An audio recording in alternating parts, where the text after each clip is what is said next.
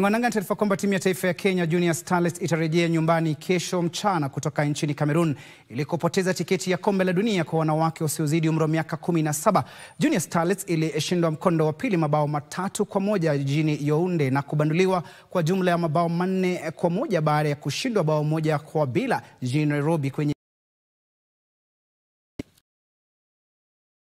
Liz Fresh uwanjani Nyayo Jumapili iliyopita. Junior Starlets ilijipata nyuma mabao 2-0 katika dakika 7 pale Avana Beatrice alipoifungia Cameroon bao la kwanza.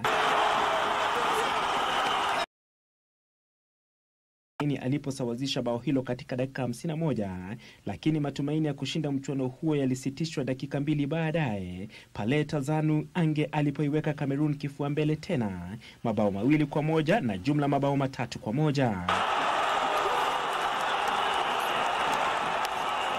Jinsi alivyofanya jijini Nairobi Jumapili iliyopita, tiwa Liz Fresh alifunga tena na kuifuzisha Cameroon kwenye fainali za kombe la dunia kwa jumla mabao 4-1.